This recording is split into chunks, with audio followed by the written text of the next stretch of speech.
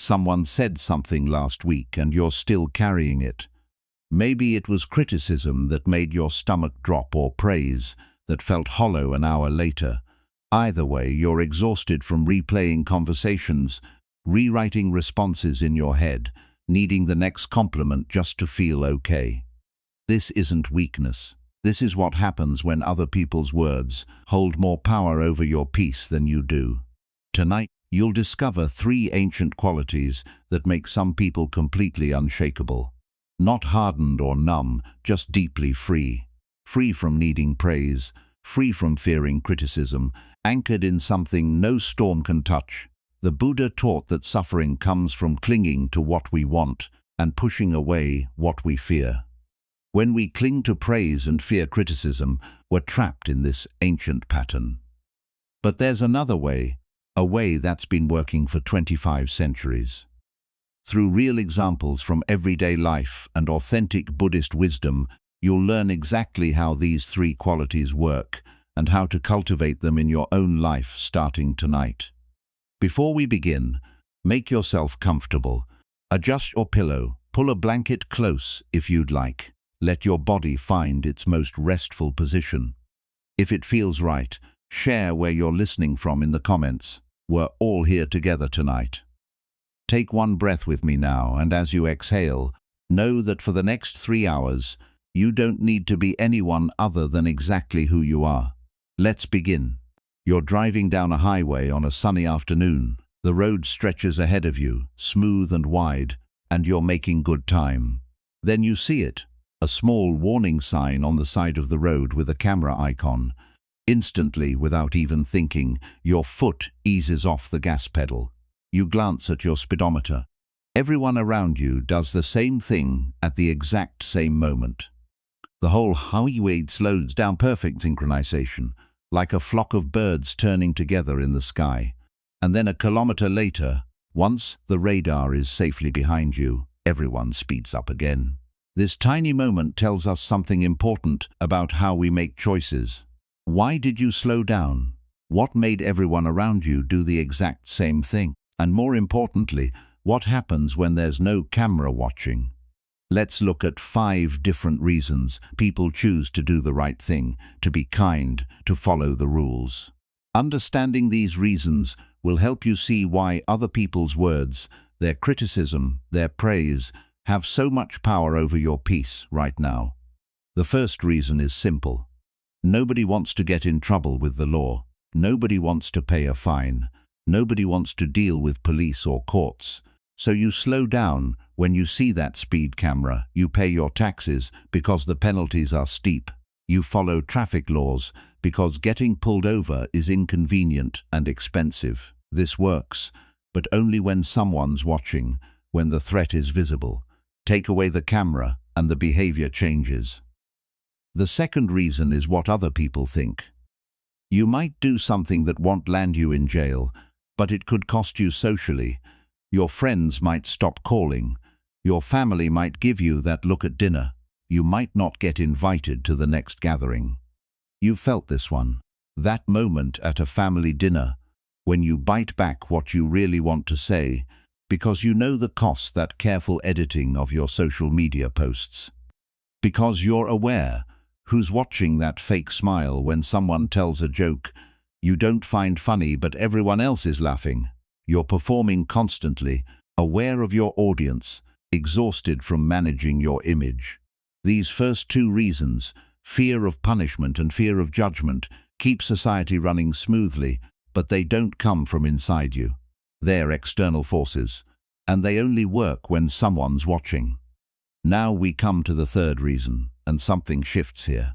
This one is about self-respect. It's that moment when you think, I won't do this because it's beneath me. I have principles. Maybe no one will ever know. Maybe you could get away with it completely, but you would know, and you have to live with yourself. This is when you keep your promise, even though breaking it would be easier and no one would find out. When the cashier gives you too much change and you give it back, not because someone's watching, but because you've decided who you want to be. When you tell the truth, even though a small lie would solve everything. You're not checking for cameras anymore. You're checking in with yourself. The fourth reason is compassion, genuine care for others. You don't want to hurt people, not because you're afraid of consequences, but because you know what pain feels like. Maybe you've been on the receiving end of harsh words, so you're careful with your speech now. Maybe you felt the sting of betrayal, so you're trustworthy, not because it benefits you, but because you can't bear to create that pain for someone else.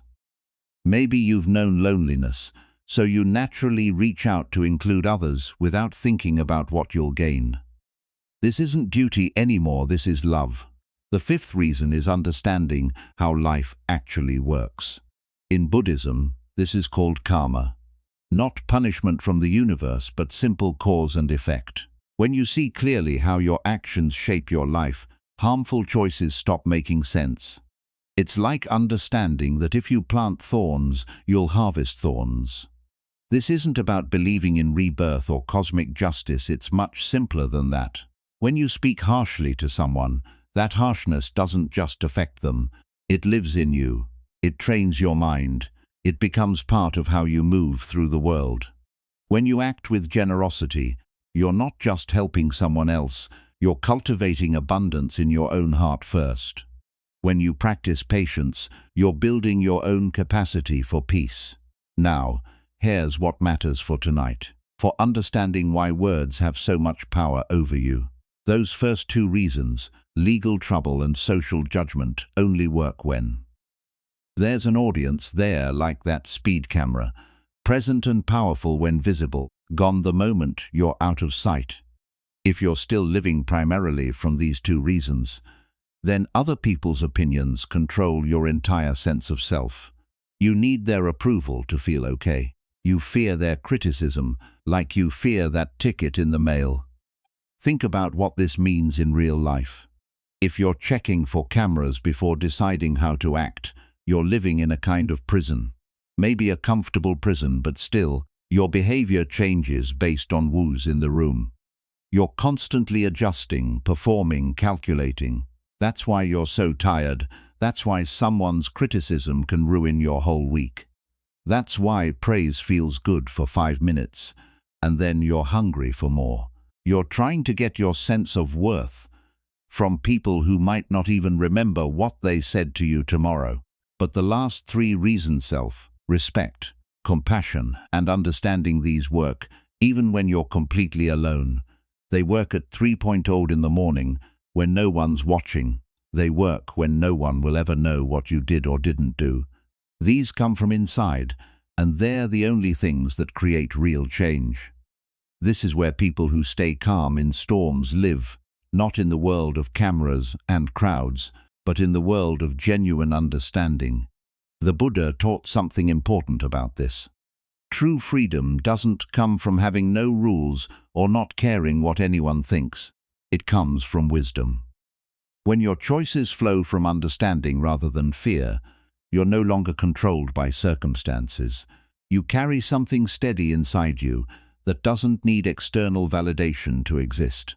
Let me give you a concrete example of how this plays out. Imagine someone criticizes your work in a meeting. If you're living from those first two reasons, fear of trouble and fear of judgment, this criticism hits like a physical blow. Your heart races.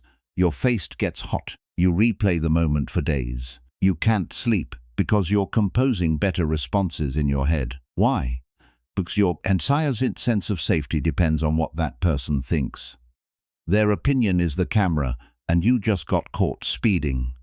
But if you've cultivated those last three qualities, if you have genuine self-respect, if you care about doing good work from compassion, if you understand how your actions create results, then that same criticism lands differently. You can pause and ask, is this feedback useful? Does it show me something I need to improve? If yes, you take it in with gratitude.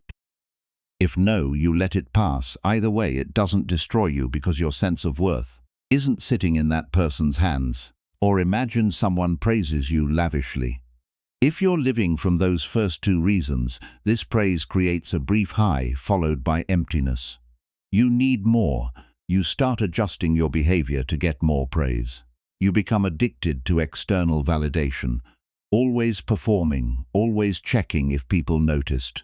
But if you built that internal foundation, you can receive praise with simple gratitude. Thank you, that's kind of you to say. It doesn't inflate you because you're not empty inside, desperately needing someone to tell you you're okay. And when the praise fades, which it always does, you don't crash because your peace doesn't depend on it. This is the first quality we're discovering tonight. This internal stability that doesn't depend on who's watching or what they're saying. Right now, as you're listening, try something with me. Think about a choice you made in the last few days. Anything. How you spoke to someone, whether you kept a commitment, how you handled a difficult moment. Don't judge the choice. Just notice which reason guided you. Were you worried about getting caught? Were you concerned about what people would think? Or did it come from somewhere deeper, from your own sense of integrity, from genuine care, from understanding? Most of us, if we're honest, will find we're still checking for cameras a lot of the time. That's okay. That's not something to feel ashamed about. It's just information. You're becoming aware, and awareness is always the first step. The path we're walking tonight is about strengthening those inner qualities until they become stronger than any external pressure. It's about learning to act well, not because someone's watching, but because you've become someone who naturally chooses wisdom and kindness. And here is the beautiful part. Once you start living from this place, the storms of life hit differently. Criticism doesn't shake your foundation because you're not building your life on other people's approval. Praise doesn't make you desperately need more because you're already full. You're anchored in something real. But we're just beginning to see how this works, because even when all the cameras are off, even when every other person has left the room, there's still someone watching, always. And that someone is you. You are your own constant witness. You see every choice you make. You hear every thought that crosses your mind. You know the quality of your intentions. There's no hiding from this, no escaping it. You can turn off all the cameras, close all the doors, make sure no other human being knows, but you will always know. And this is actually good news, because if you're your own constant witness, you can also become your own wise guide. You can develop that internal voice that doesn't punish or shame, but gently steers you toward what's true and beneficial. This is what the ancient teachings point to when they talk about mindfulness, not as a stress reduction technique, but as continuous awareness of your own heart. Knowing when you're acting from fear or from love, from wisdom or from confusion, and this knowing itself becomes the teacher. When you've built this internal anchor, it becomes crucial when storms arrive, and storms will arrive. That's just part of being human. People will criticize you, people will praise you, plans will fall apart, circumstances will shift, and in those moments, if you've strengthened these inner qualities, self-respect, compassion, understanding, you'll have something to hold on to that the storm can't take away. Tonight, as you move through your evening, just notice which voice is guiding you when you speak to someone, when you make a choice. Which reason is operating? The one that checks for cameras, the one that worries about judgment, or the one that comes from deeper wisdom? Just notice, that's all. No need to force yourself to change anything. Just bring gentle awareness to this question and let that awareness itself begin the work. But what happens when the storm actually hits? What happens when criticism arrives and punches you in the gut, or when praise creates that desperate need for more? How do these inner qualities actually help you stay steady? That's where we're going next. Picture this. You're sitting in your car at a railroad crossing. The barrier is down. Red lights are flashing. A long freight train is passing in front of you, car after car after car, moving at its own steady pace. You have somewhere to be. You're already running late, and then you hear it. Someone behind you honking their horn, honking at the train as if the train will hear it and speed up. As if the engineer will think, "Oh, someone's in a hurry, better go faster." As if reality itself will bend to the sound of that horn. It's absurd, isn't it? And yet, how many times do you do the exact same thing? Not literally honking at trains, but fighting what cannot be changed, arguing with what already is, demanding that circumstances bend to your plan, instead of adjusting your plan to circumstances. This small moment at the railroad crossing reveals something crucial about suffering and about the first quality of people who stay unshaken no matter what life throws at them. Let's look at what's actually happening when someone honks at that train. On the surface, it's just impatience. They want to get somewhere, the train is in the way. They're frustrated. But underneath that impatience is something deeper. Arrogance. Arrogance is a strong word, and we usually think of it as someone strutting around thinking they're better than everyone else. But there's a subtler form of arrogance that most of us carry without realizing it. It's the belief that my plan, my idea of how things should be, is more valid than reality itself. You had a plan for your day. You were going to get from point A to point B in a certain amount of time. That was your mental picture of how things should unfold. Then reality shows up with a different plan, a train crossing, and something in you says, "No, my plan is right, reality is wrong." That's arrogance. That's believing your mental construction of how things should be is somehow more real, more important than what actually is. And this arrogance creates a chain reaction. Arrogance leads to impatience, and impatience leads to anger. Watch it happen inside you sometime. You're waiting in a long line at the store. You thought this would take 5 minutes, but it's been 15. First comes that arrogant thought, this shouldn't be happening. Then comes impatience, that tight feeling in your chest, that urge to make this go faster. And then comes anger at the slow cashier, at the person ahead of you, at the store. But notice, all of this suffering started with that first arrogant belief that reality should match your plan. The train doesn't care about your schedule. The line moves at the pace it moves. Traffic is what it is. Your flight gets delayed. The weather changes your outdoor plans. Someone doesn't text back as quickly as you expected. And each time you have a choice. Accept what is, or honk at the train. In the Buddhist teachings, there's a powerful image about the nature of noble beings, people who have cultivated deep inner stability. It says they're like gold that's been cut and burned but still shines. The gold doesn't lose its nature no matter what happens to it. You can hammer it, heat it, bury it in the ground for 1,000 years. When you dig it up, it's still gold. This is the first quality we're discovering tonight, this unshakable nature that doesn't depend on circumstances. Most of us aren't like gold yet. We're more like ice sculptures on a sunny day. Beautiful, but completely dependent on conditions staying exactly as we need them to be. When the temperature changes, when reality doesn't cooperate, we melt. But gold doesn't need perfect conditions. It remains itself no matter what. And the people who have cultivated this quality don't fall apart when plans change, when criticism comes, when praise doesn't arrive. They remain steady, not because nothing difficult happens to them, but because they've learned to stop fighting reality. Here's what this looks like in everyday life. Someone with this quality sits in traffic without rage because they're not arguing with the fact that there's traffic. Traffic exists right now in this moment. Traffic is real. Getting angry doesn't change it, it just adds suffering on top of inconvenience. So they adjust. Maybe they call ahead and say they'll be late. Maybe they listen to something interesting. Maybe they just breathe and exist in the car without fighting what is. Someone with this quality receives criticism without crumbling because they're not insisting that everyone should only see their best qualities. The criticism exists, it's real now. What is there? Is there truth in it worth considering? If yes, they take it in. If no, they let it pass. But either way, they're not honking at the train of someone else's opinion. This quality of being unshakable comes from developing what the Buddhist teachings call equilibrium in 4 areas of your life.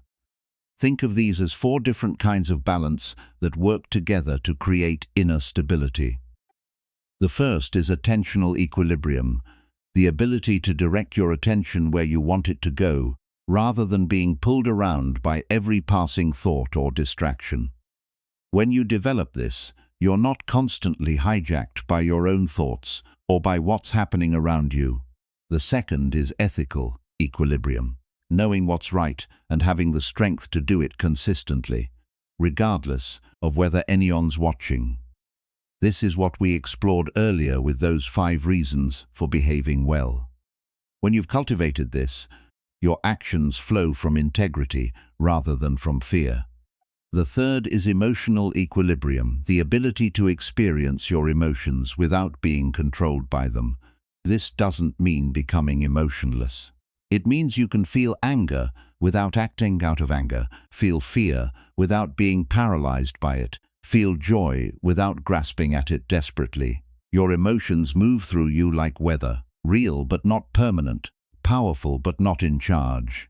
The fourth is cognitive equilibrium, seeing reality clearly without the distortion of your own fears, desires, and fixed beliefs about how things should be. This is the antidote to that arrogance we talked about earlier. When you have cognitive equilibrium, you can see what actually is, instead of only seeing your mental picture of how things should be. These 4 equilibriums work together to create that gold-like quality, that ability to remain yourself, to stay grounded in what's true no matter what circumstances you're facing. And here's why this matters so much for handling criticism and praise. When someone criticizes you and you lose your peace for days, it's because one or more of these equilibriums is shaky. Maybe you can't direct your attention away from replaying the criticism. Maybe you're knocked off your ethical center, questioning everything about yourself. Maybe the emotional hit controls your whole mood for a week. Maybe you can't see the criticism clearly, can't distinguish between useful feedback and just one person's perspective. Or when praise comes and you desperately need more, need constant validation to feel okay, it is the same thing. Your attention is glued to seeking approval. Your actions start orienting around getting more praise. Your emotional state rises and falls based on whether people notice you. You can't see yourself clearly anymore, only how others see you. But when you've developed these equilibriums, criticism and praise are just information passing through. They don't shake your foundation, because your foundation isn't built on other people's opinions. It's built on these 4 stable qualities inside yourself. The Buddha taught that true freedom is found in liberation from patterns that cause suffering. Not liberation from the world, not freedom from ever experiencing difficulties, but liberation from the internal patterns that turn difficulties into disasters. The pattern of fighting reality, the pattern of needing approval, the pattern of losing yourself when circumstances change. When you develop these equilibriums, you're not adding something to yourself. You're removing the obstacles that keep you from being like gold, already valuable, already whole, already unshakable in your true nature. Think about the last time you really lost your peace. Maybe it was this week, maybe yesterday. Can you find the moment when you started honking at the train? The moment when you decided reality should be different than it is? Maybe someone should have responded differently. Maybe the weather should have cooperated. Maybe your body should feel different than it does. Maybe you should be further along in life than you are. That's the moment. That's when arrogance slipped in. Not the arrogance of thinking you're better than others, but the arrogance of thinking your plan is more real than reality. And from there came impatience, this restless, uncomfortable feeling that things aren't moving fast enough. And from there came anger or anxiety or despair, all those painful emotions that grow from fighting what is. Tonight, as you move through your life, see if you can catch yourself honking at trains. Not to judge yourself for it, but just to notice, oh, There I go again, arguing with reality. And when you catch yourself, try something radical. Accept what is, just for one moment. Stop fighting. The train is here, the traffic is here, the criticism is here. What now? How do you respond from acceptance rather than from resistance? This is how you begin to develop that unshakable quality, that gold-like nature that remains steady regardless of what life does to it. Not by never having problems, but by learning to stop adding suffering on top of difficulty. Not by controlling reality, but by developing these inner equilibriums that keep you grounded when reality doesn't match your plan.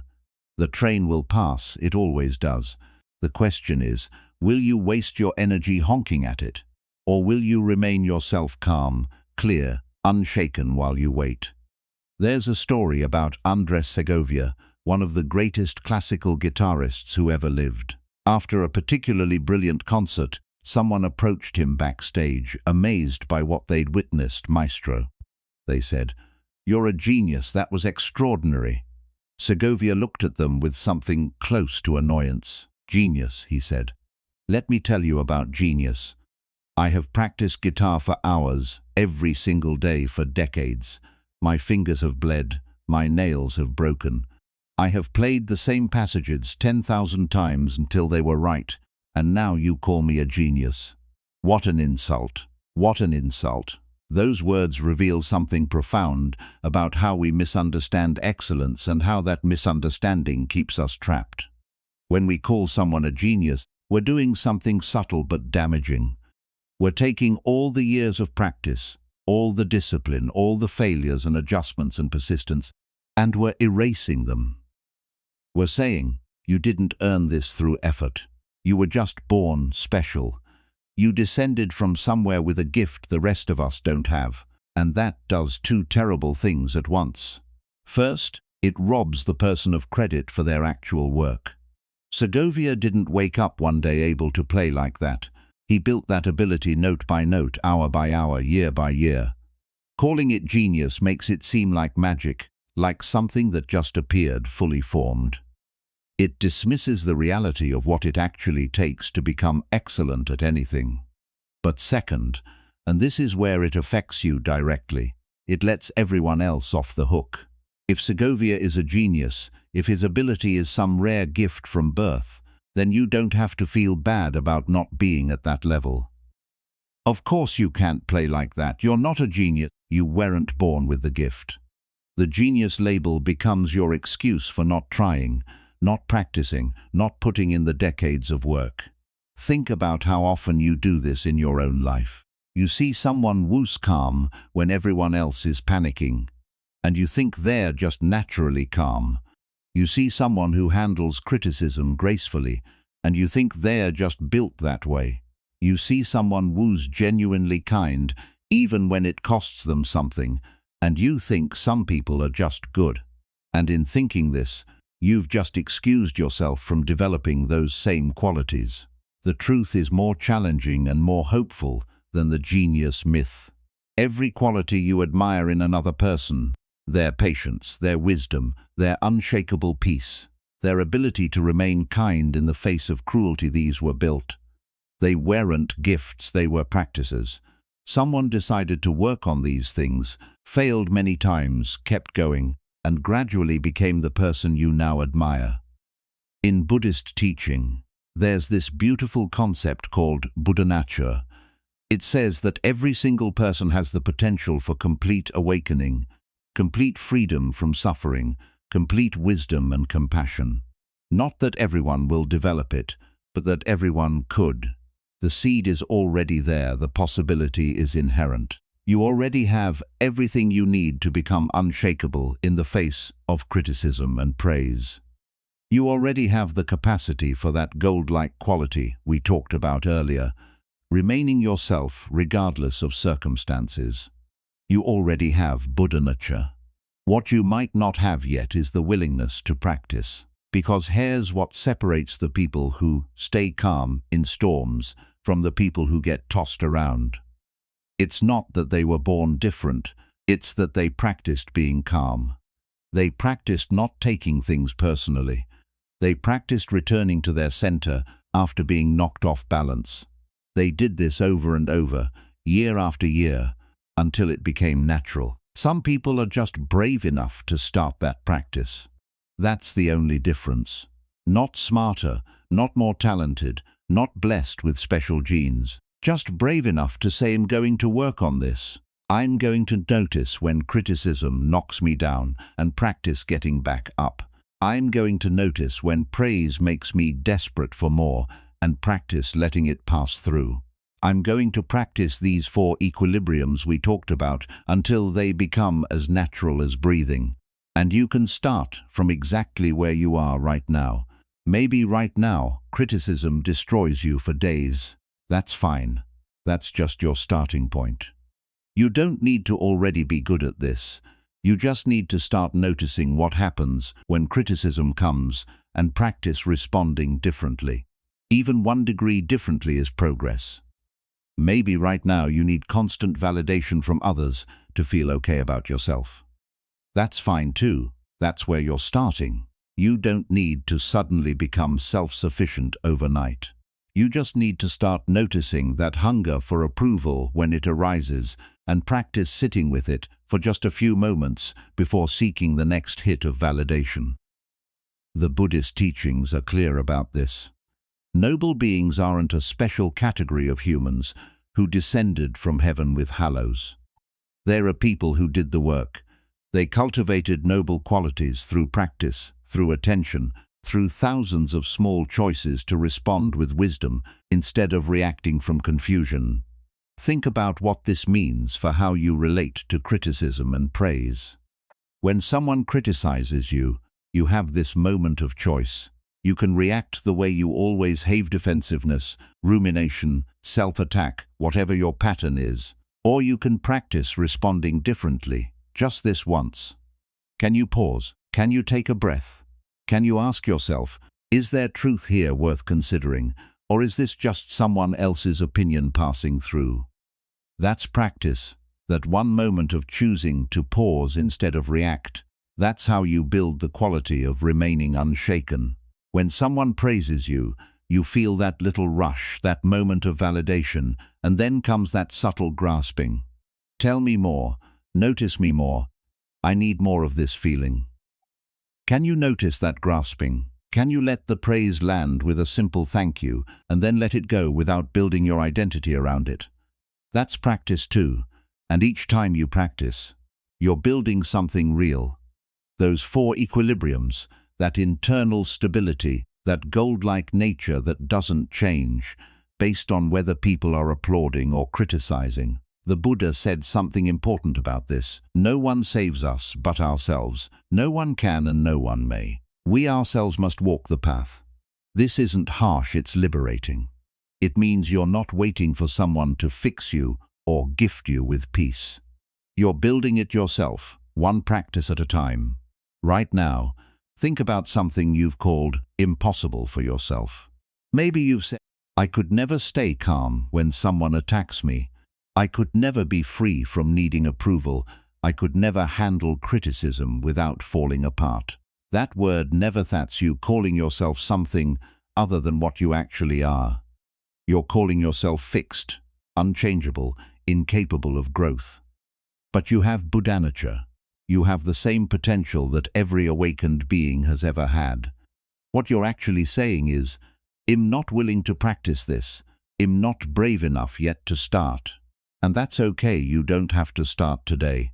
But notice that it's a choice, not a fixed limitation. The door is always open.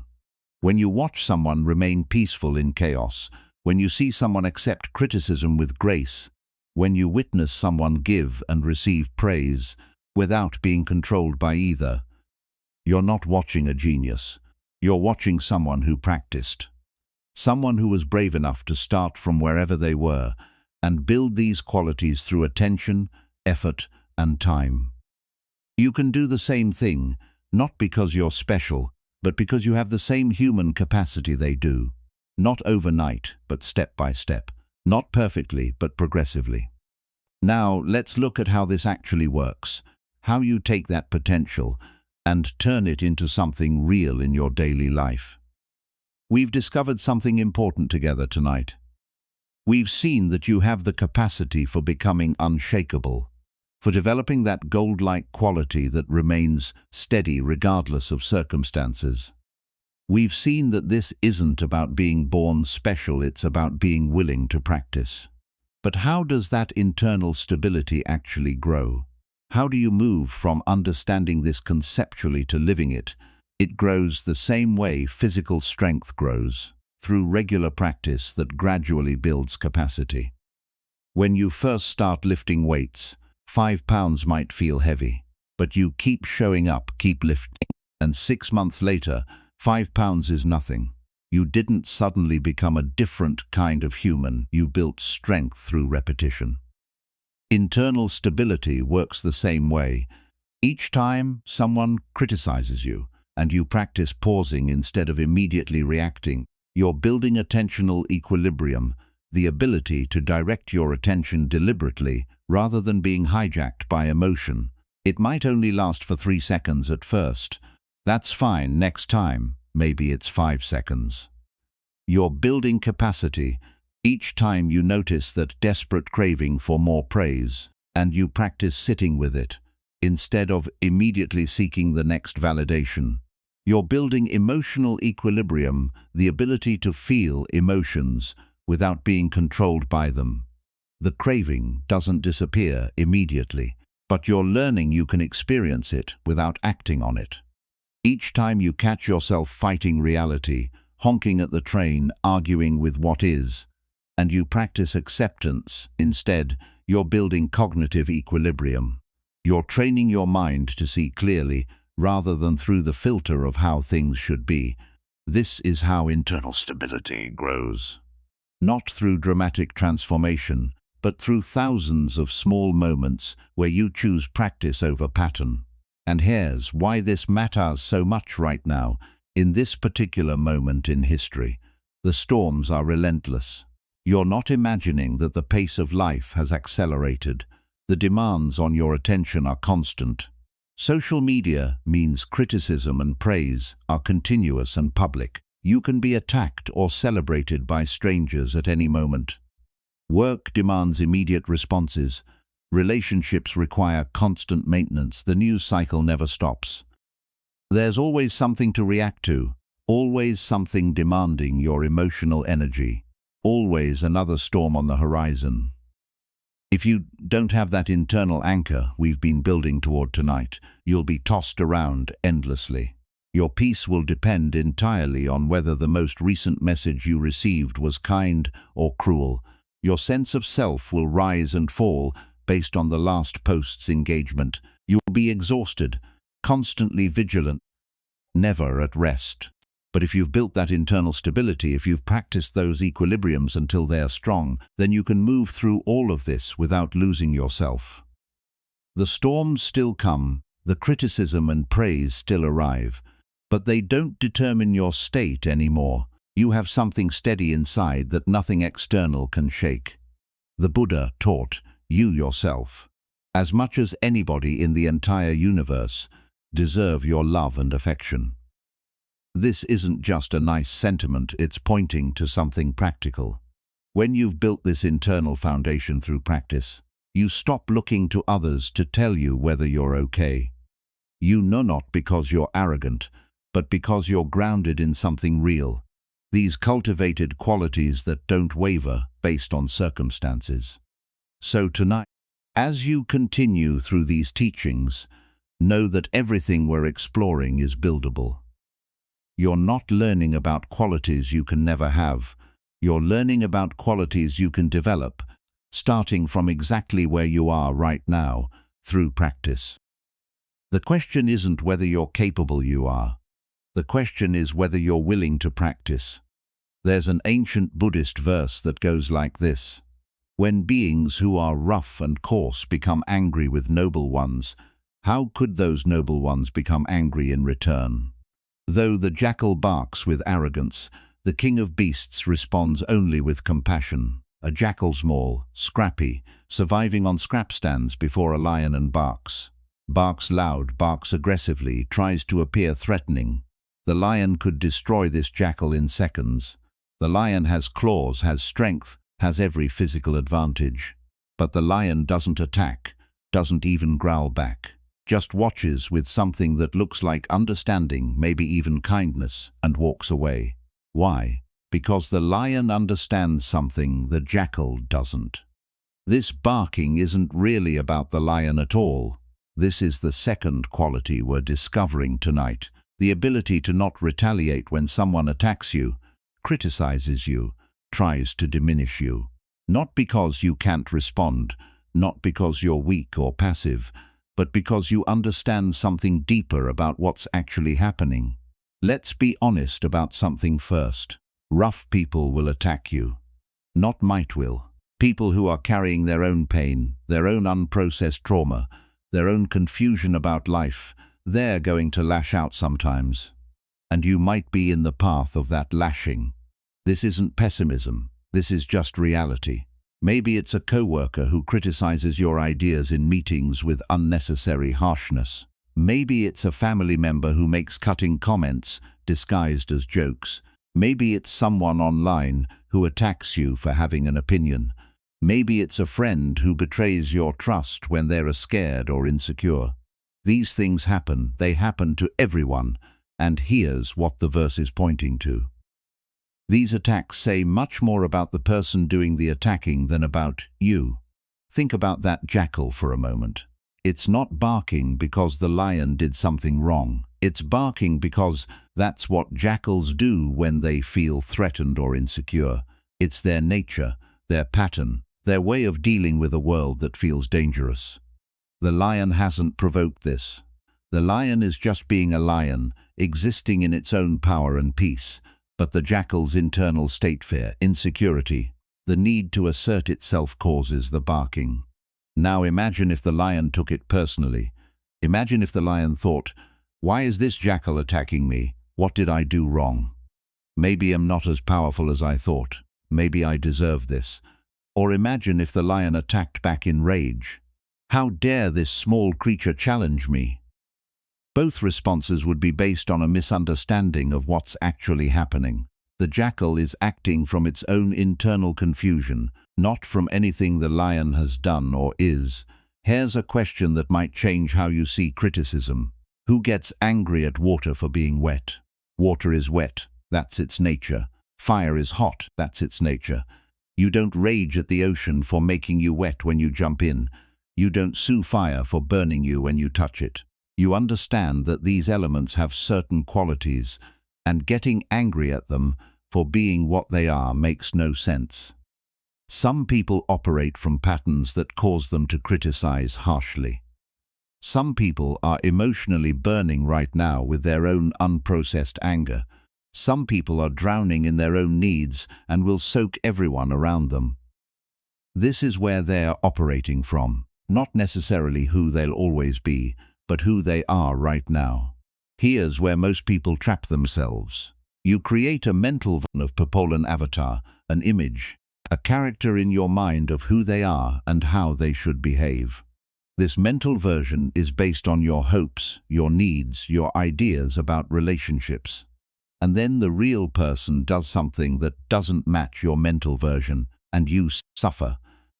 Your friend who you thought was reliable doesn't show up when they promised. Your colleague who you thought was professional loses their temper. Your family member who you thought understood you makes a cruel joke at your expense. The suffering comes from the gap between your avatar and reality. You are expecting someone to give you something they genuinely don't have to give right now. This is what the lion understands. You can't ask someone for what they don't have. That coworker doesn't have gentleness to offer right now. That family member doesn't have emotional maturity to communicate directly. That friend doesn't have the follow-through you need. Does this mean you just accept bad treatment? Absolutely not. And this is critical, so listen carefully. There's a massive difference between your attitude and your action. Your attitude can be compassionate, understanding that this person is acting from their own confusion, their own pain, their own limitations.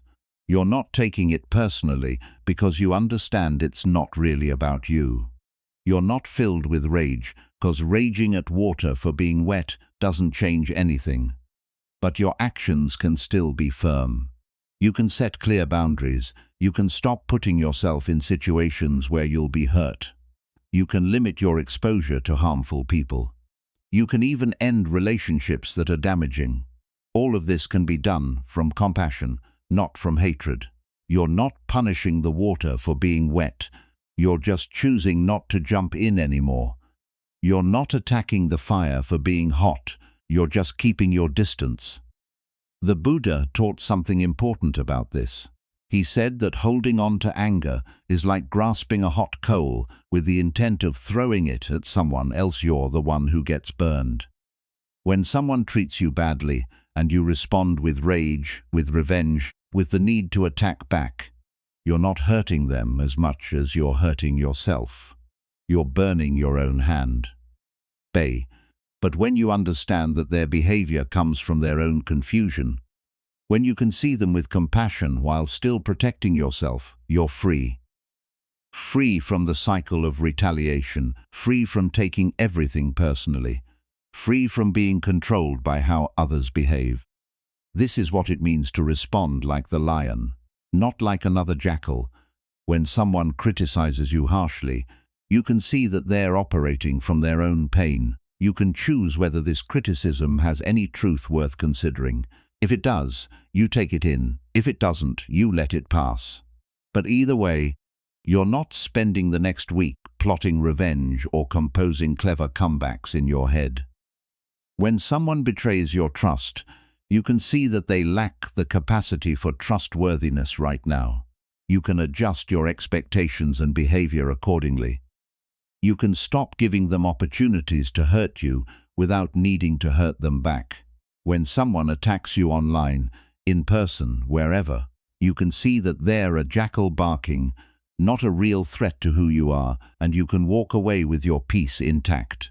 This is the second quality of noble beings, not retaliating when attacked, not because they're weak, not because they're saints, but because they understand what's actually happening, and they refuse to multiply suffering by adding their own anger to the mix. Think about someone in your life who treats you badly sometimes. Have you been asking them for something they don't have? Have you been expecting this person to give you support, or kindness, or reliability that they simply can't provide right now? What would change if you stopped expecting it? Not in a bitter way, just in a clear-eyed way. This person is who they are right now. What would it be like to accept that reality and adjust your behavior accordingly while keeping your heart free from rage? You don't have to keep getting wet just because water is wet. You can step back. You can protect yourself. You can set boundaries. You can even walk away entirely if needed.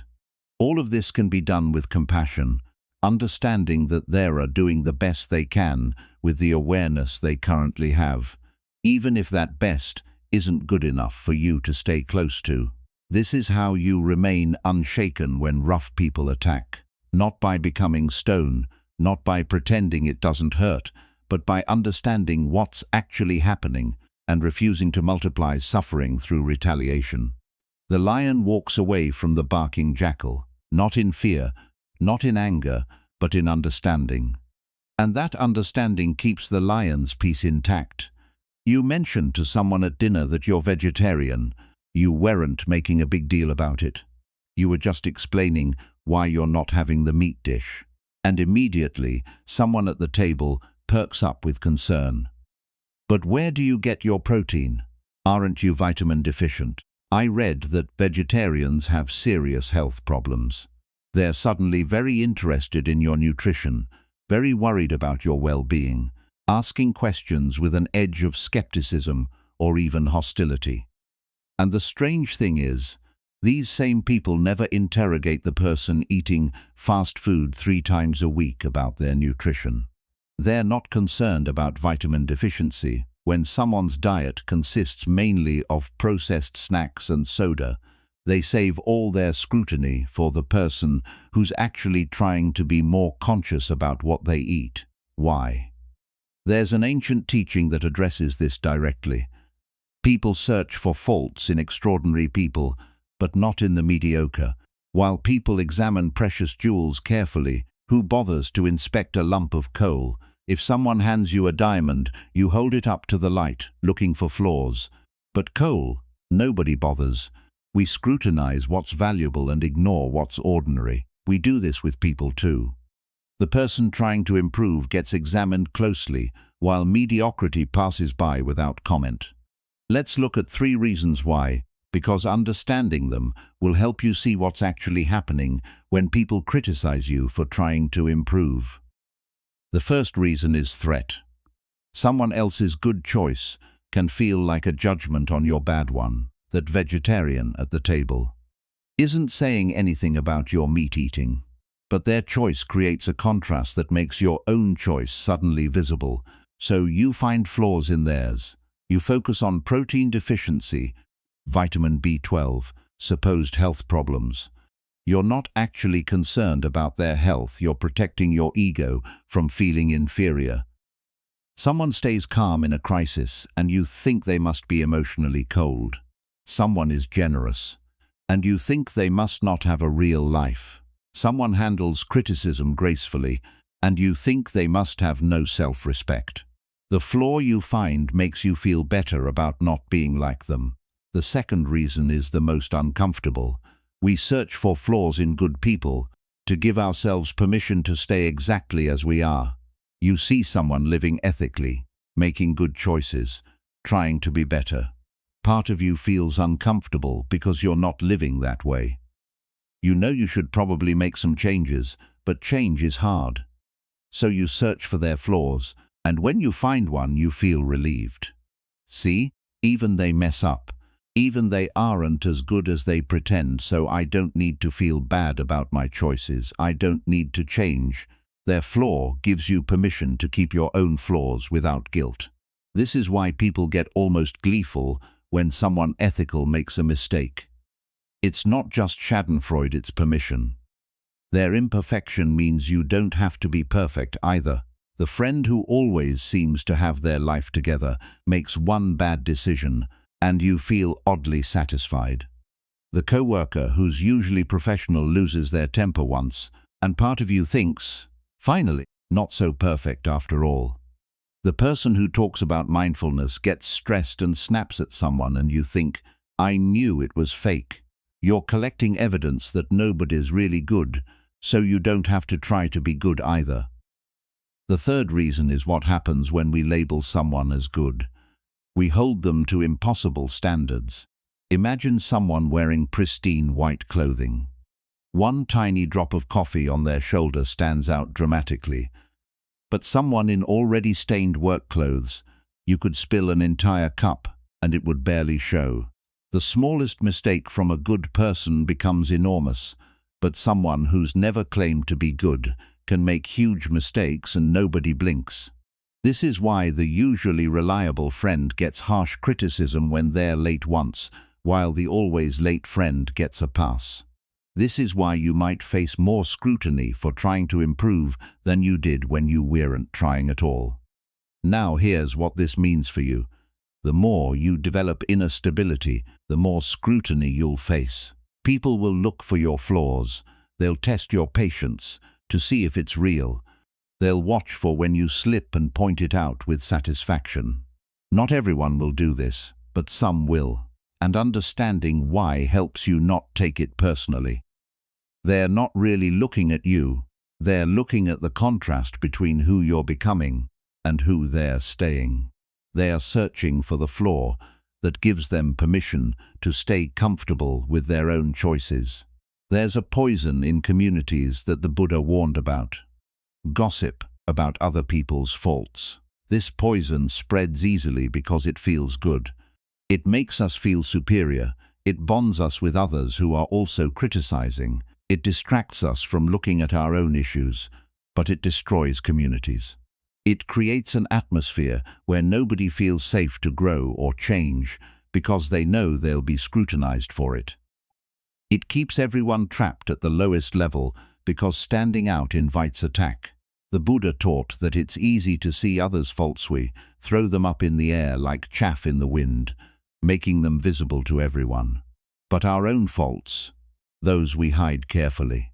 When you find yourself examining someone else's choices, searching for flaws in their goodness, pause and ask, what am I avoiding looking at in myself?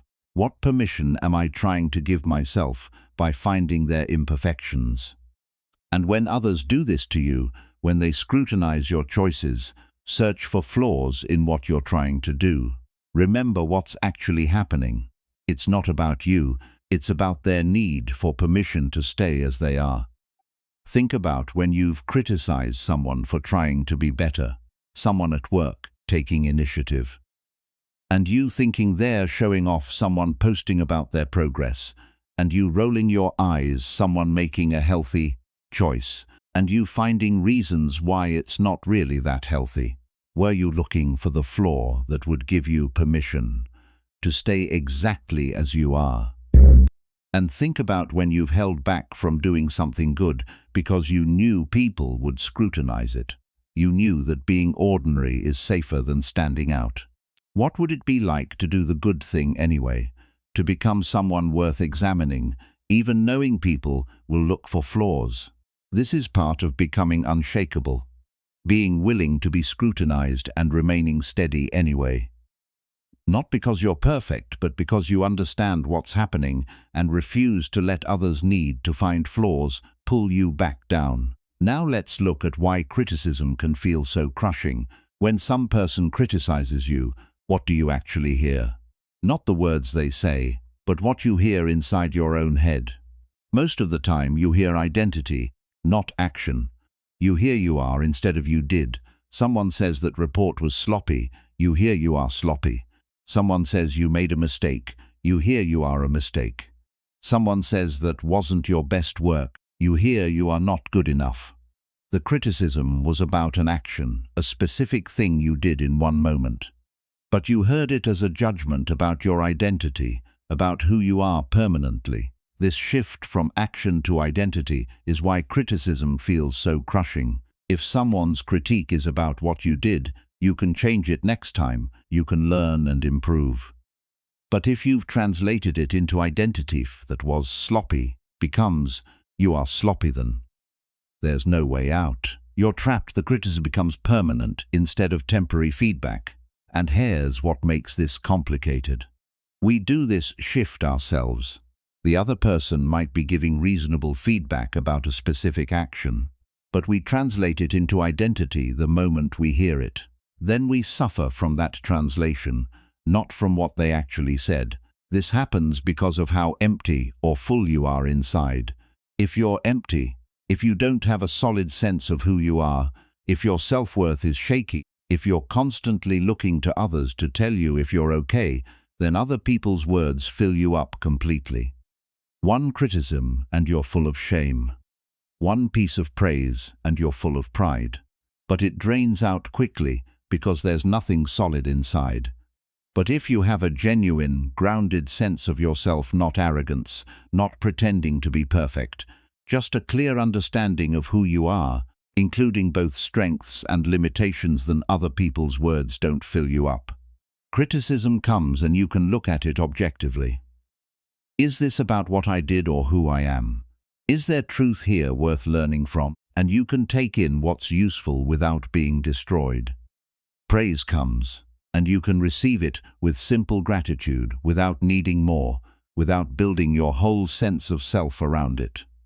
The Buddha taught, you yourself, as much as anybody in the entire universe, deserve your love and affection.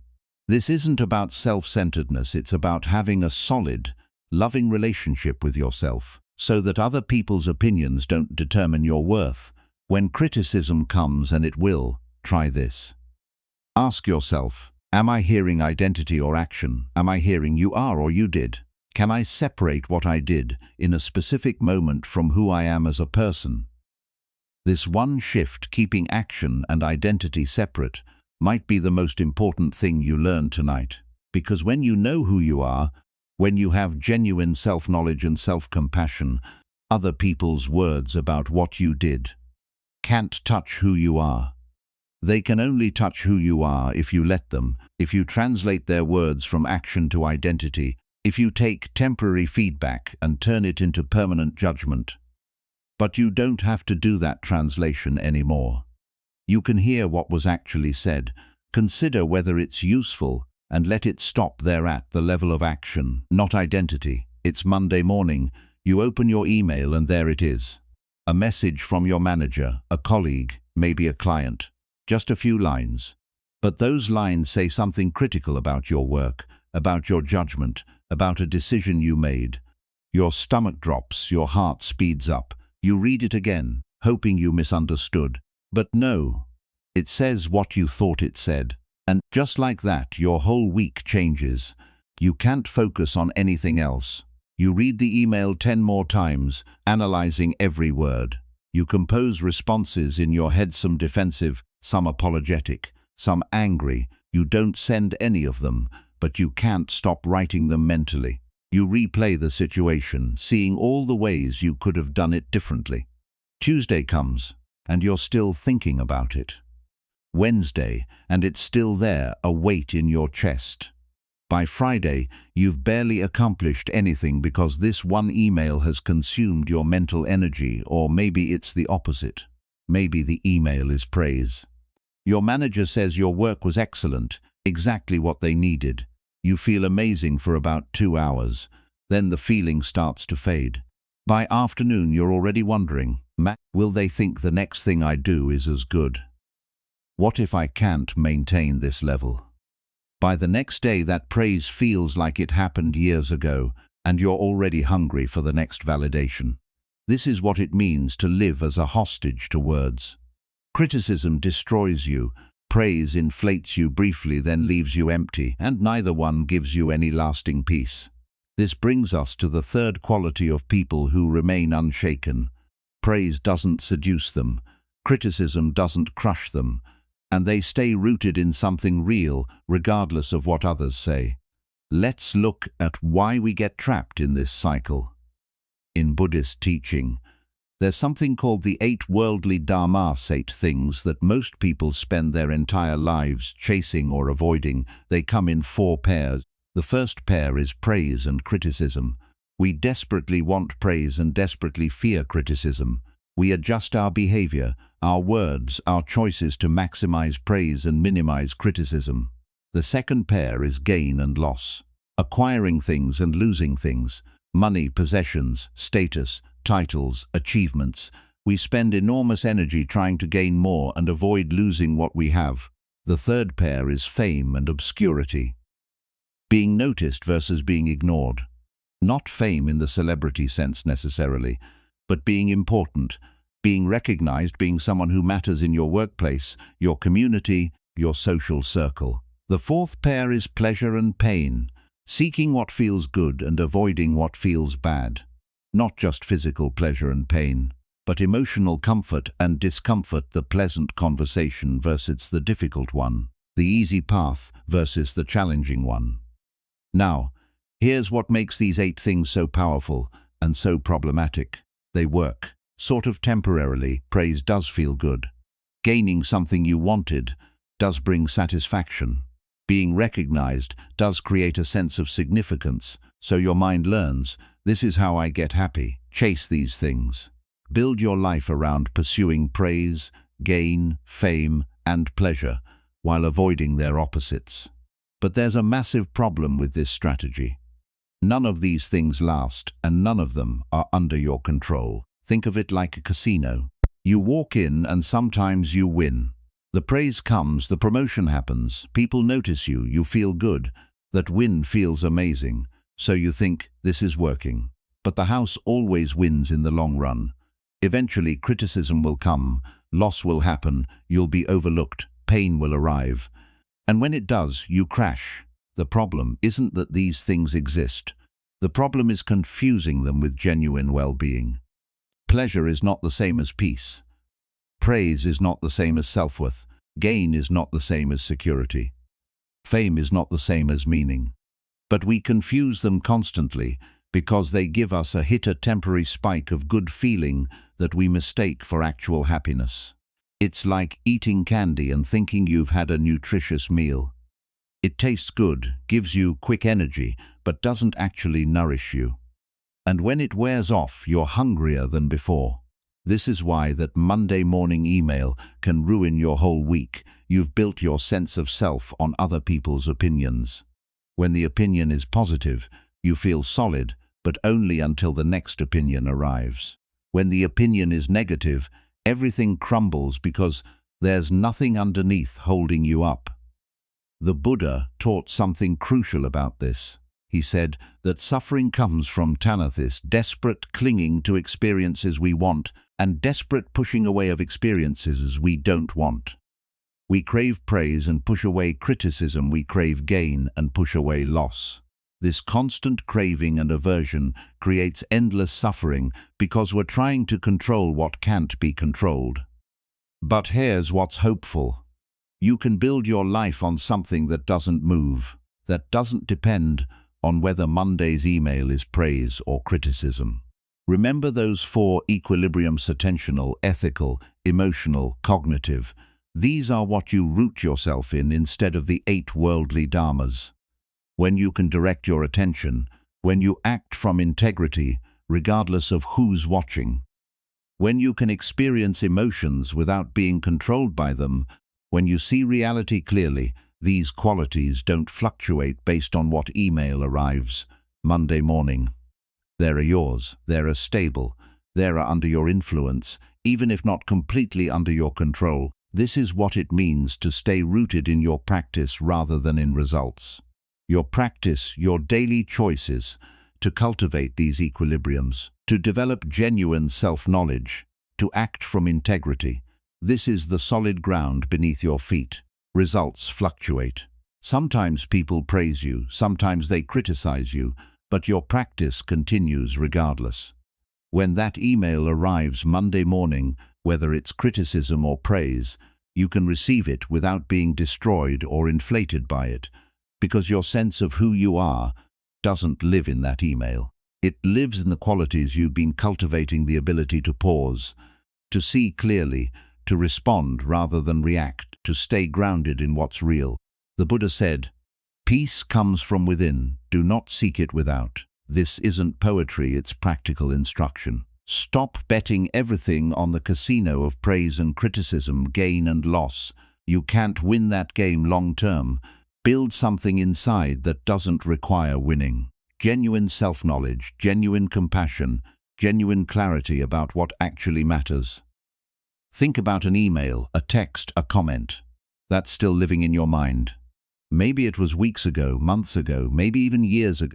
Someone said something critical, or someone praised you and then took it away, or someone ignored you when you needed to be seen, and you're still carrying it.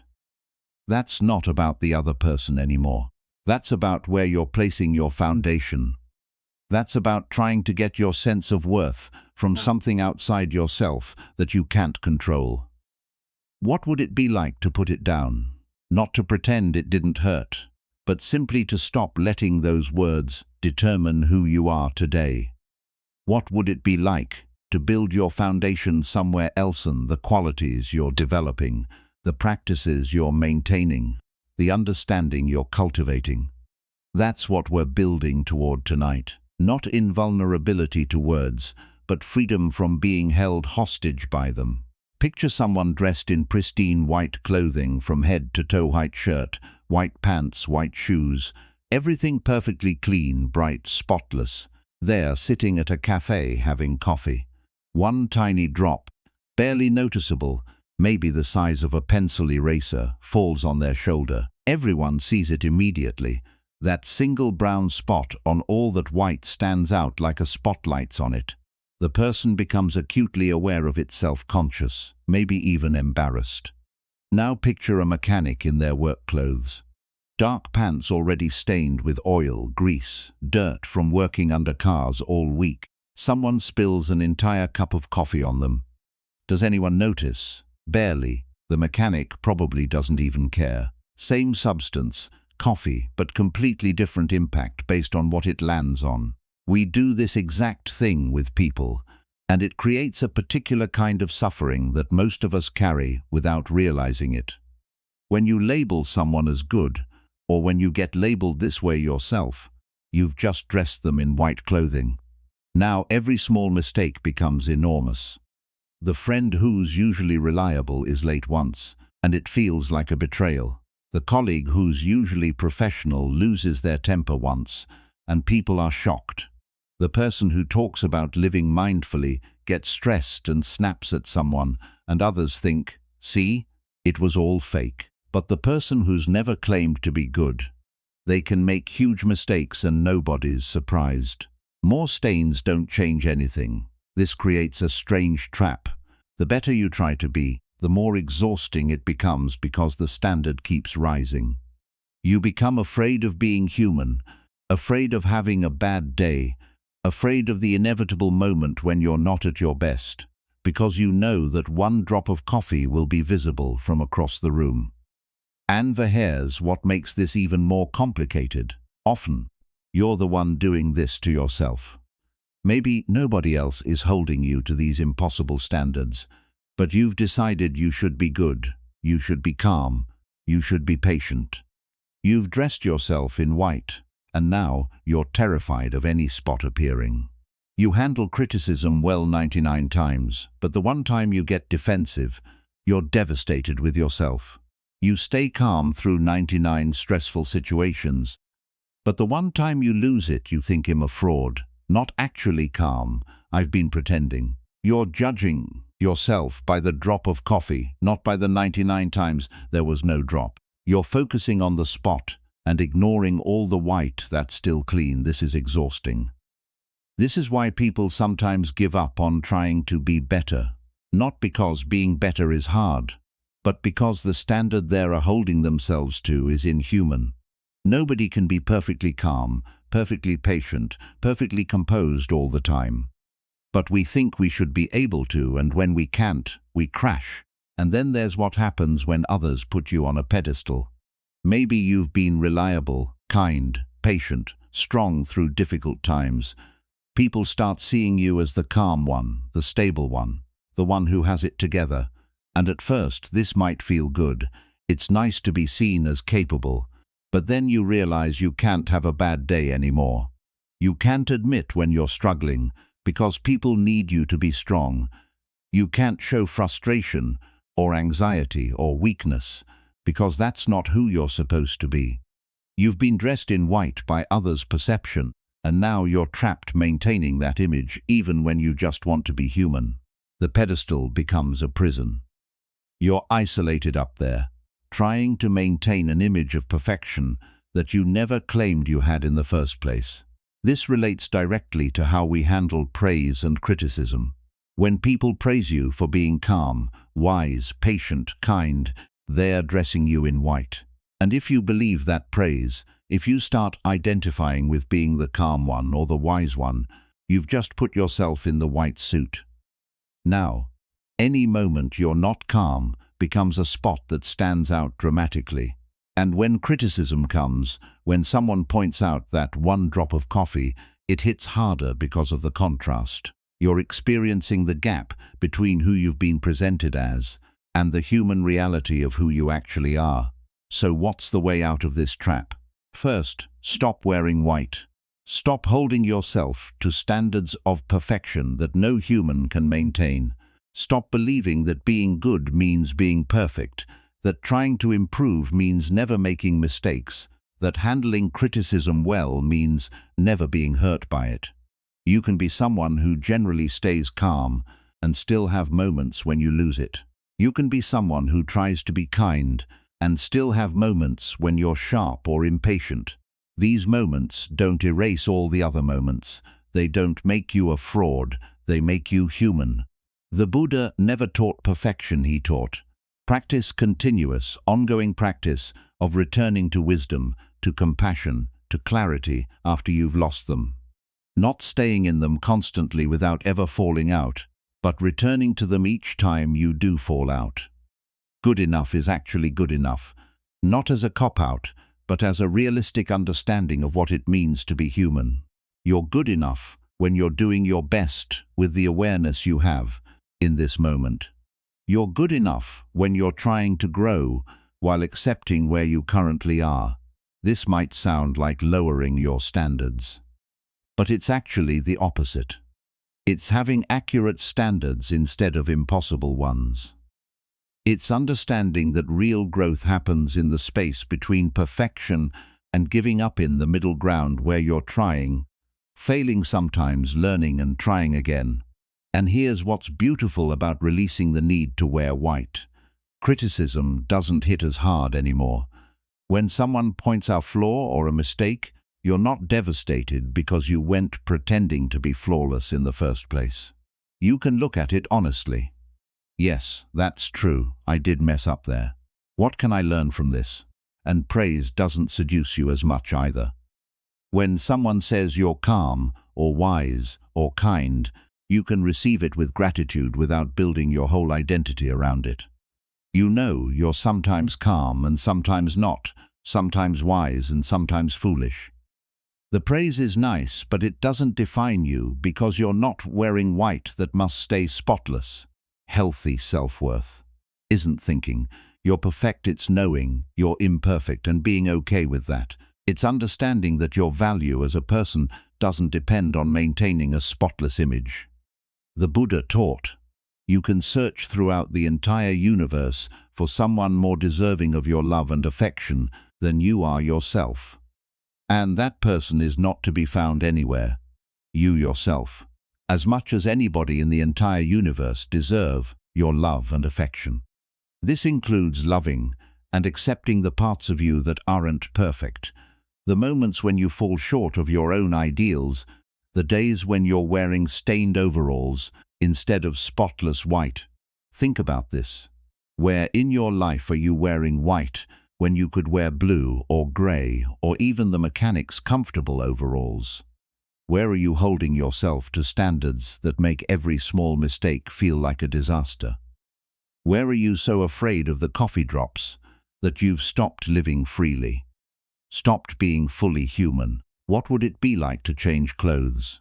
To show up as someone who's trying their best and sometimes failing, someone who's generally kind but has bad days?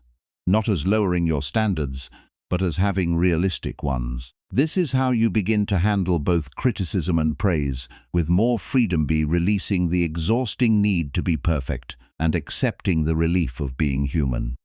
Now, let's look at what actually supports this shift from impossible standards to realistic practice. Because understanding is helpful, but it's not enough on its own. You need actual practices that build the internal stability we've been talking about all night. In Buddhist teaching, everything we've discussed, staying calm when criticized, not being seduced by praise, remaining steady regardless of circumstances, all of this is supported by 3 core practices called the 3 higher trainings. The first training is ethics, not ethics as rigid rules or moral superiority, but ethics as choosing actions that reduce harm and increase well-being for yourself and others. When you train in ethics, you're developing integrity, the quality of acting from principles rather than just from fear or performance. In practical terms, this means noticing when you're about to speak or act and pausing to ask, will this cause harm or reduce it? Not in some dramatic way, just in small daily choices. The words you choose, the actions you take, the way you treat yourself and others. When you train in ethics consistently, something shifts inside. You develop an internal compass that doesn't need external validation to know whether you're on track. Criticism from others hurts less because you know whether you acted with integrity. Praise from others means less because your sense of doing right doesn't depend on applause. The second training is meditation, but not meditation as sitting quietly trying to empty your mind. Meditation as training your attention. Learning to direct your mind deliberately rather than being pulled around by every thought and emotion that arises. In practical terms, This means noticing when your mind is replaying that critical email for the 15th time and gently bringing it back to what's actually happening right now. It means feeling anger or anxiety without immediately acting on those feelings, giving yourself space to respond wisely instead of reacting automatically. When you train in meditation consistently, you develop the ability to pause.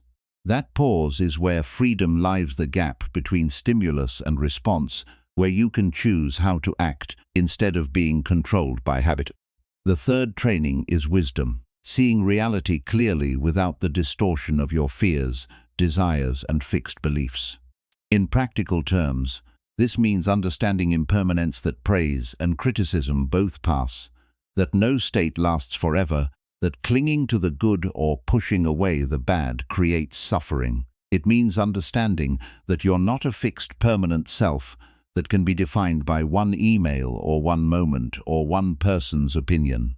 It means seeing the difference between you did this and you are this. When you train in wisdom consistently, you stop taking things so personally because you understand what's actually happening beneath the surface of events. These three trainings work together. Ethics gives you the foundation of living with integrity. Meditation gives you the ability to stay present and not be hijacked by emotions. Wisdom gives you clear seeing that cuts through confusion. Together, they build something solid inside you that external circumstances can't shake. This is your spiritual anchor, not believing the right things or having the right philosophy, but actually training your mind and heart and actions in these three areas. When the storm of criticism comes, this anchor keeps you from being swept away. When the seductive pull of praise arrives, this anchor keeps you from being dragged after it desperately. The Buddha said, "There is no way to happiness. Happiness is the way." He meant that these trainings aren't something you do to eventually arrive at peace. The practice itself is the peace. Training in ethics, training in attention, training in clear seeing, this is what it means to be unshakable right now, even while you're still imperfect and still learning. The question isn't whether you'll be criticized or praised tomorrow. The question is whether you're building these qualities today that let you remain yourself regardless of what comes. There's an ancient teaching that says, wealth obtained through wrong means or through force is not true wealth. Even dogs and cats, though their bellies are full, are examples of those who have forgotten shame. This teaching is harsh by our modern standards, and it needs some unpacking. In ancient times, street dogs and cats had to scavenge, steal food, fight other animals for scraps. The teaching wasn't condemning the animals themselves. They were doing what they needed to survive. The point was about humans who acquire things through harm, through stealing, through taking advantage of others. They might have full bellies, they might have wealth, but they've lost something essential. Integrity. Let's translate this into something more relatable for today. Imagine someone who builds their success by lying to clients, by taking credit for others' work, by cutting corners in ways that hurt people. Maybe they make a lot of money, maybe they get the promotion. From the outside, they look successful, but here's what the teaching is pointing to: that wealth is unstable, it's built on a foundation of harm, and foundations of harm don't hold. Not because the universe is morally judging them and will punish them, but because of simple cause and effect, what we call karma. In Buddhist teaching, karma isn't cosmic justice or divine punishment, it's just the law of cause and effect, playing out in human lives. When you build something through harm, through lying, stealing, manipulating, betraying trust, you create consequences that will eventually come back to affect you. The person who lies to clients will eventually be caught or will develop a reputation that makes people wary. The person who takes credit for others' work will eventually lose the trust and cooperation of colleagues. The person who cuts corners will eventually face the consequences: lawsuits, failures, damage to their reputation. The wealth might be real in the moment, but it doesn't last because it wasn't built on something solid. Now here's where this gets interesting, and where it connects to everything we've been exploring about staying unshaken. Even the most selfish person in the world, if they truly understood how karma works, would choose to be generous and ethical. Not because they've suddenly become good or compassionate, but because it's the most intelligent form of self-interest. Think about it this way. Imagine someone who's completely selfish. They only care about their own well-being, their own success. Now imagine they truly understand that every action creates consequences that will come back to affect their own life, that harming others will eventually harm them, that helping others will eventually benefit them, that building trust creates opportunities while breaking trust closes doors. If they really understood this, they would choose generosity, honesty, kindness, not out of morality, but out of pure self-interest.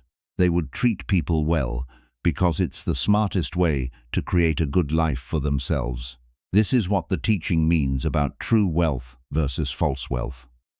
True wealth, the kind that lasts, that's stable, comes from ethical action. False wealth, the kind that looks good but doesn't last, comes from harmful action. But there's a catch. Karma needs time to work. When you lie to someone and it gets you what you want immediately, it looks like it worked. When you betray someone's trust and face no immediate consequences, it looks like you got away with it. But karma isn't instant. The consequences unfold over times, sometimes days, sometimes months, sometimes years. The person you lied to might not catch you today, but the habit of lying you're building will catch up with you eventually. All karma needs is time, and time is the one thing everyone gets. And here's something important about karma that people often misunderstand. It's not just about external consequences, it's also about what you're building inside yourself. Every time you lie, you're training your mind in lying. Every time you act from greed, you're strengthening greed.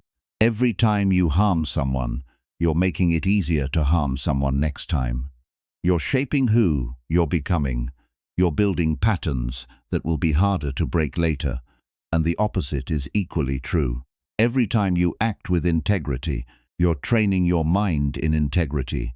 Every time you choose generosity over greed, you're weakening greed and strengthening generosity. This is the real wealth the teaching is pointing to. Not just external success, but the internal qualities you're cultivating. Someone who's built their life on integrity has something that can't be taken away. They have a stable foundation that no external circumstance can shake. This connects directly to handling criticism and praise. When you've built your life on genuine ethical action, criticism hurts less because you have something solid to stand on. You're not dependent on others' approval because you have your own internal compass. And when praise comes, it doesn't seduce you as much because you know the difference between genuine accomplishment and cheap wins. You're not desperate for validation because you have something real inside yourself. Now, here's what makes all of this practical rather than just philosophical. You need to make these decisions now while you're clear, so they protect you later when you're confused. Right now, as you're listening to, you probably have some clarity about who you want to be. You know lying is harmful. You know betraying trust creates problems. You have clarity right now about your values, about what matters, about the kind of life you want to build. But in 2 weeks or 2 months, you might not have that clarity. You might be stressed, tired, desperate, afraid. Someone might offer you a shortcut that looks really tempting. You might face a situation where lying seems like it would solve everything. In those moments of confusion, what protects you? The contract you make with yourself right now while you're clear. This is what ethical training actually is. Not forcing yourself to be good, but making agreements with yourself about how you'll act, and then keeping those agreements even when it's hard. You decide now. I will not lie, even when lying would be convenient. I will not betray trust, even when I'm angry or hurt. I will not build my success on harming others even when that path looks faster. These aren't abstract moral principles, they're agreements you make with yourself about who you're committed to being. And then, when the moment comes when you're tired and the lie would be so easy, when your hurt and betrayal feels justified, when the shortcut that harms others is right there in front of you, that agreement protects you. It reminds you of who you decided to be when you were thinking clearly. The Buddha taught, an insincere and evil friend is more to be feared than a wild beast. A wild beast may wound your body, but an evil friend will wound your mind. But the evil friend he was most concerned about is the one inside yourself, the voice that says, just this once. Nobody will know, it's not that bad. The rules don't apply in this situation. The contract you make with yourself when you're clear is protection against that voice when you're confused. Think about this. What contract have you made with yourself?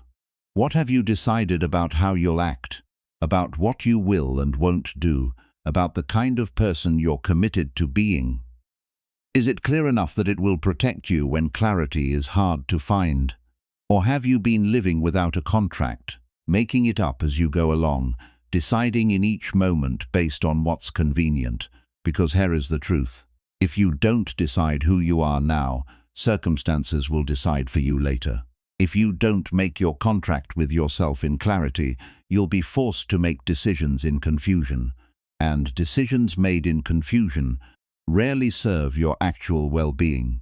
The smartest kind of selfishness is ethical behavior. The truest kind of wealth is integrity. The most stable foundation you can build is one of actions that reduce harm and increase well-being for yourself and for others. Not because you're trying to be a saint, but because you understand how karma works and you want a life that actually works. Tonight, before you sleep, make your contract, decide who you are and how you'll act, not perfectly, just clearly. And then let that decision protect you tomorrow and the day after, and in all the moments when clarity is harder to find. Imagine you're on a long road trip, driving across open countryside where you can see for miles in every direction. The sky is dramatic patches of blue, areas of dark clouds, shafts of sunlight breaking through in places. And ahead of you, maybe 5 or 10 miles away, you can see a rainstorm. Not a massive weather system covering everything, but a compact storm, the kind where you can see exactly where it's raining and exactly where it's not. Clear boundaries, moving steadily across the land. As you drive, you can see 3 different towns experiencing 3 completely different realities at the same exact moment. In the town to your left, the sun is shining. People are outside going about their day, maybe setting up for an outdoor event, hanging laundry, working in their gardens. They have no idea what's coming in 15 minutes. From where they stand, it's a beautiful day. They are making plans based on sunshine continuing. In the town to your right, people are emerging from their houses. The storm has just passed. They are assessing the damage, starting to clean up, checking if everyone's okay. Water is still dripping from roof edges, but the sky above them is already clearing. The worst is over. From where they stand, they're in recovery mode, dealing with the aftermath. In the town, straight ahead, directly under the storm, everything is different. Rain is pouring down. Streets are flooding. People are rushing inside, grabbing things they left outside, dealing with the chaos of sudden bad weather. That outdoor event they were planning is ruined. The laundry is soaked. Everything feels like a disaster. From where they stand, the whole day is wrecked, and who knows when it will clear up. 3 towns, 3 completely different experiences, 3 different emotional states. Anticipation, crisis, recovery, and they're all happening simultaneously. But here is what you can see from your position on the road that none of them can see from inside their moment. The storm is moving, it's just weather passing through. The town that's sunny now will be in the storm soon. The town that's drowning will be in sunshine within the hour. The town that's recovering will have clear skies by afternoon. The storm itself doesn't care about any of them. It's not punishing the middle town or blessing the ones on either side. It's just a weather pattern doing what weather patterns do, moving across the landscape in its own rhythm.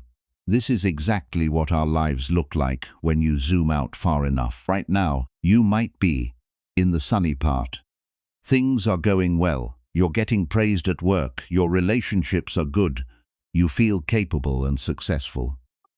You're making plans based on this continuing. You might even think you figured something out, that you've finally gotten life to work the way you want it to. Or maybe you're in the storm right now. Criticism is pouring down. Something important has fallen apart. You feel like you're failing. Everything that could go wrong is going wrong. From inside the storm, it feels permanent. You can't remember what sunshine felt like, and you can't imagine it ever coming back. Or maybe you're in that third space covering from something difficult, starting to see light again, but still dealing with the aftermath of what just happened. Not in crisis anymore, but not okay yet either. Wherever you are right now, here's what's true. The storm is moving, it always is. This is what the Buddhist teachings mean by samsara, not just suffering, but the cyclical nature of unenlightened existence. Up and down, success and failure, praise and criticism, gain and loss. Over and over in endless cycles. You get the promotion, you lose the job, you find love, you experience heartbreak, you feel confident, you feel inadequate, round and round, like being on a wheel that never stops turning. And when you're inside one moment of the cycle, especially if you're in the storm, it feels like everything. It feels permanent. It feels like this is your life now, and it will always be this way. But if you could see from that elevated perspective, the way you could from the road, looking at all three towns, you'd see something different. You'd see the pattern. You'd see that this moment, this criticism, this praise, this success, this failure, is just one part of an ongoing cycle. The storm that's on you now will pass. The sunshine you're enjoying now will eventually give way to clouds. Nothing stays. And here's what fuels this whole cycle, what keeps it turning. Three things: ignorance, fear, and desire. Ignorance means not seeing the cycle itself. When you're in sunshine, you think it will last forever, and you're shocked when the storm comes. When you're in the storm, you think you'll never escape it, and you're surprised when it passes. You don't see the pattern, so you're constantly caught off guard by changes you could have anticipated.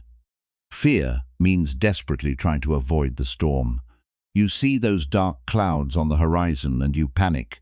You try to control everything, manipulate circumstances, do whatever it takes to stay in the sunshine.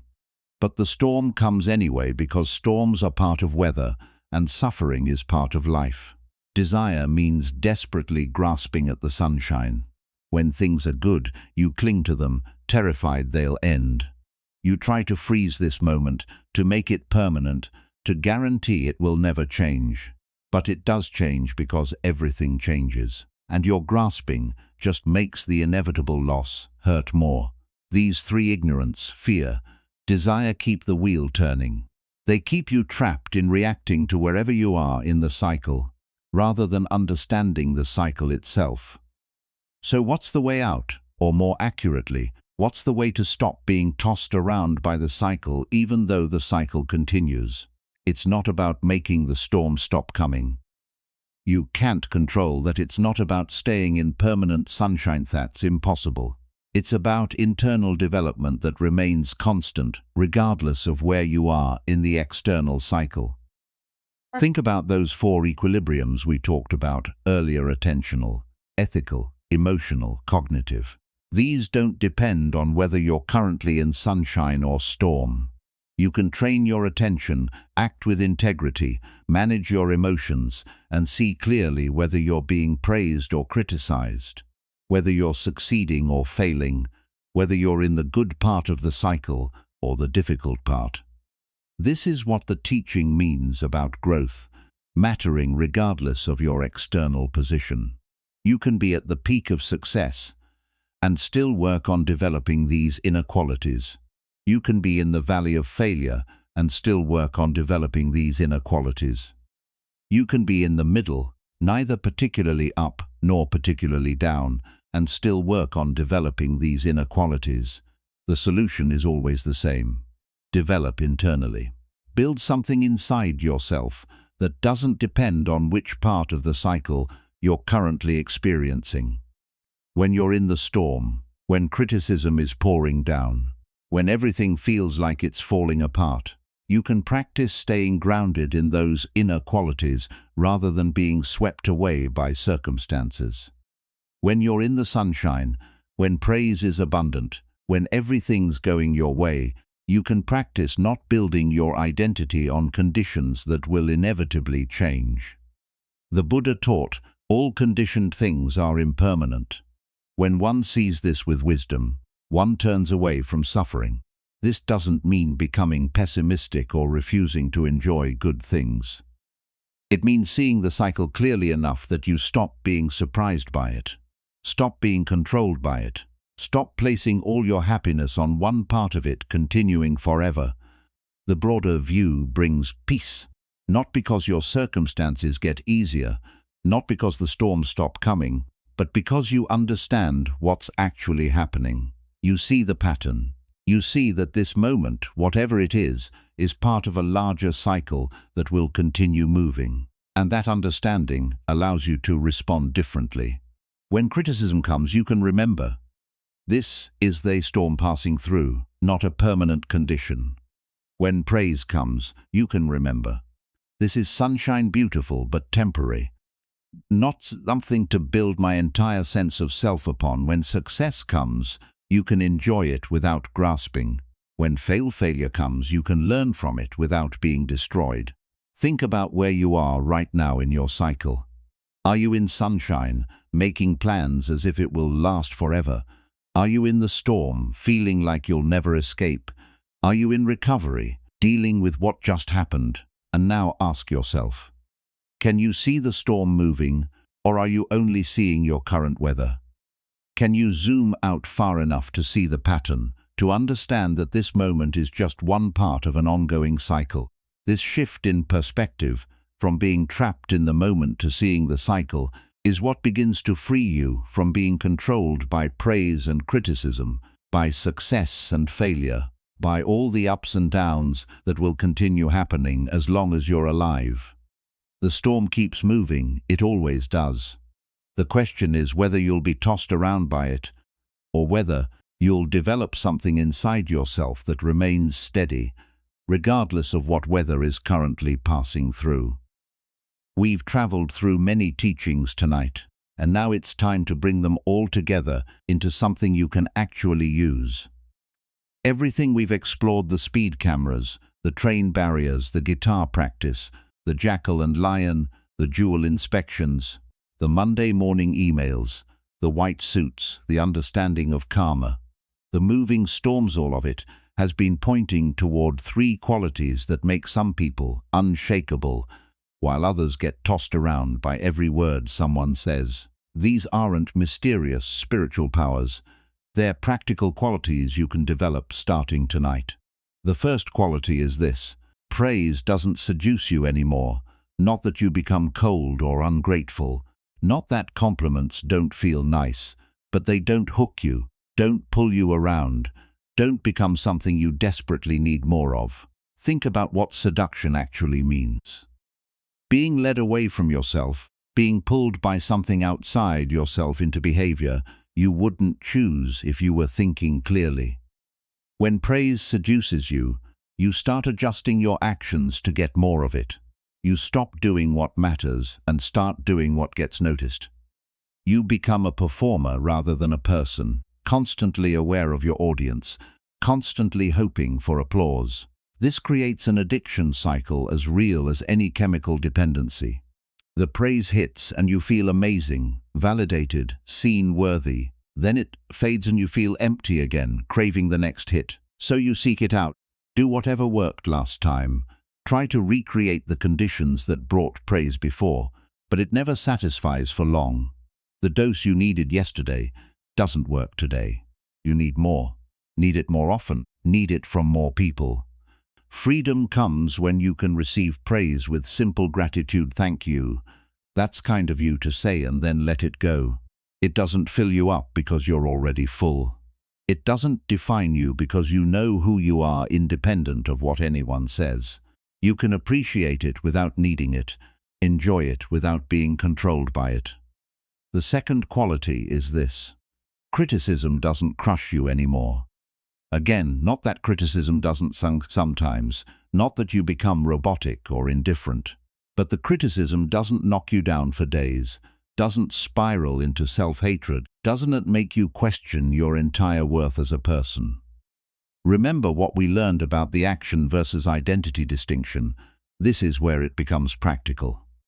When criticism comes, you can hear it as feedback about something you did in a specific situation, rather than as judgment about who you are permanently.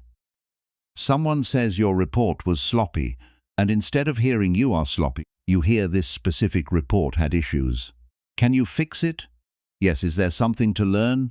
Maybe. Does this define your identity? No. This protection comes from self-knowledge, not arrogance. You're not pretending to be perfect or above criticism, but genuine understanding of who you are, including both strengths and limitations. When you know yourself clearly, other people's opinions, even harsh ones, can't destroy that knowledge. They can add information, they can point out blind spots, but they can't erase what you've built through years of honest self-examination. You're wearing armor, but not the defensive kind that keeps everything out. You're wearing the armor of self-knowledge that lets useful criticism in while keeping destructive attacks from reaching your core. The third quality is this: you remain rooted in your virtues. This is the one that holds everything else together. When praise and criticism are both passing through you without controlling you, what are you actually standing on? What's the ground beneath your feet? The original teaching says remaining correctly in your virtues, and that phrase needs unpacking because it doesn't mean what you might think. This isn't about moral superiority or rigid rules or judging yourself and others. It means staying aligned with those qualities you've been cultivating, those 4 equilibriums, those 3 higher trainings, that internal development that doesn't depend on external circumstances. Remember, ethics, meditation, and wisdom, these are your virtues in the Buddhist sense. Not rules you follow to be good, but qualities you develop to be free. When you train in ethical conduct, when you train your attention through meditation, when you train in seeing clearly through wisdom, these practices become your anchor. And here's what's remarkable. When you're rooted in these practices, you control 3 crucial things. You control your conduct, how you act, regardless of how you feel. You control your mind, where your attention goes, and how you relate to your thoughts and emotions. You control your perception, how clearly you see reality, without the distortion of fear and desire. When you have these 3 under your influence and or perfect control, but genuine influence, you become unshakable. Not because nothing difficult happens, but because you have something solid to stand on that external circumstances can't take away. So what does this look like tomorrow morning? How do these 3 qualities actually work in real life? When criticism arrives, and it will arrive, you pause just for a moment. You take one breath before reacting. In that pause, you remember the jackal barking at the lion. You remember that this person's words say more about them than about you. You remember to separate action from identity, to ask whether there's useful feedback here, without letting it become a verdict on your worth. And then you respond, or you don't. But either way, you're not carried away by it. When praise arrives, and it will arrive, you receive it. You say, thank you. You let yourself feel glad that someone appreciated your work, but you don't cling to it. Don't replay it obsessively. Don't start adjusting your entire life to get more of it. You let it be what it is, a nice moment that will pass like all moments pass. And you stay rooted in your practice rather than in the results your practice produces. This is the shift from living for outcomes to living from your practice. Outcomes fluctuate. Sometimes you're praised, sometimes criticized, sometimes ignored. But your practice can remain steady. You can continue training your attention, acting with integrity, seeing clearly, regardless of whether today brought sunshine or storm. Which quality will you practice first? Maybe you need to work on not being seduced by praise, because you notice how desperately you seek validation. Maybe you need to work on not being crushed by criticism, because one harsh word can ruin your week. Maybe you need to work on staying rooted in your practice, because you've been floating around without an anchor, tossed by every wave. Start with one. Just one quality practiced imperfectly is enough to begin now. There's one final piece we need to address before we close tonight, because there's a trap people often fall into when they start developing these qualities. They confuse inner peace with passivity.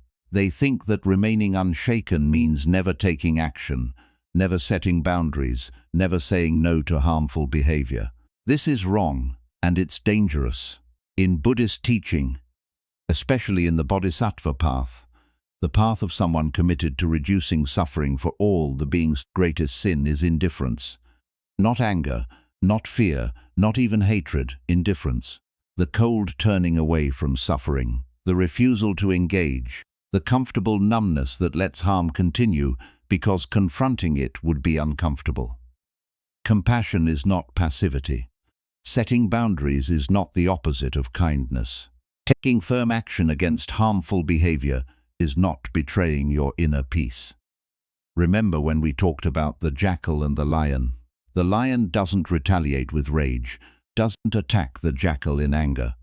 But the lion also doesn't let the jackal take over its territory.